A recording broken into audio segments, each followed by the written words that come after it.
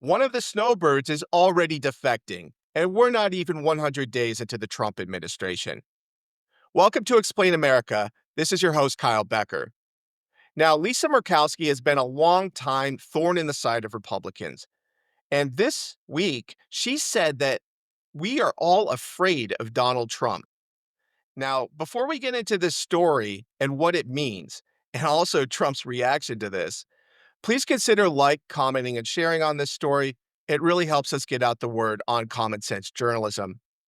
Now, Murkowski's remarks saying that we are all afraid to defy Donald Trump were recorded in a video posted by the Anchorage Daily News that came out in response to a question about what she would tell people who are afraid of the policy changes being implemented by Trump and his advisors. What do you have to say to people who are afraid? Or who represent people who are afraid? We are all afraid. Okay?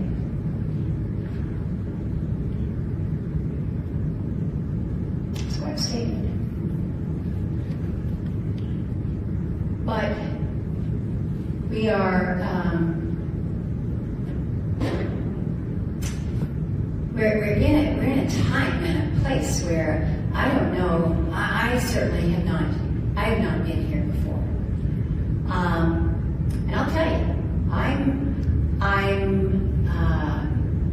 oftentimes very anxious myself about using my voice, because retaliation is real, and that's not right. But that's what you've asked me to do. And so I'm going to use my voice to the best of my ability. And sometimes it will be viewed in a way that, well, that's pretty confrontational.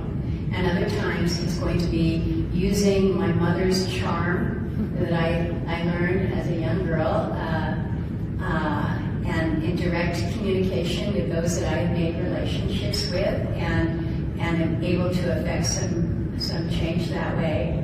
But I've got to figure out how I can do my best to help the many who are so anxious and are so afraid.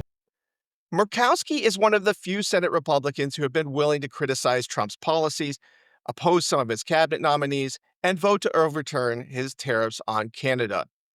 White House spokesman Taylor Rogers clapped back at her and said, "President Trump's only retribution is success and historic achievements for the American people."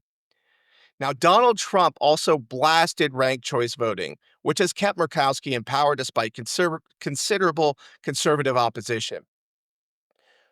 He wrote on Truth Social, "Ranked choice voting is one of the greatest threats to democracy. It is a total and very fraudulent joke."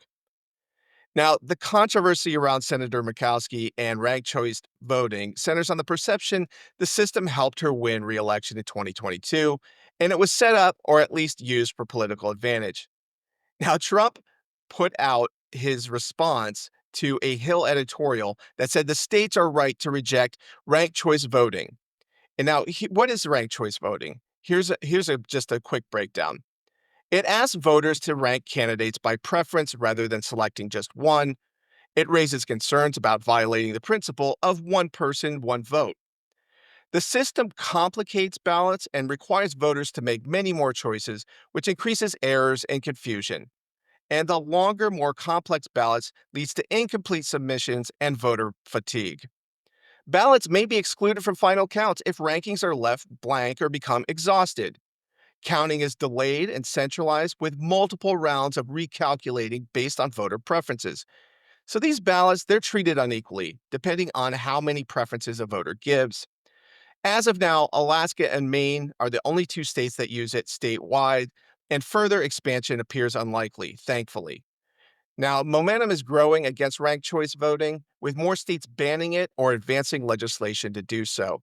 So it seems like Trump is on board with this movement to get rid of ranked choice voting, and I think a lot of Republicans are on the same page with him. This has been Kyle Becker with Explain America.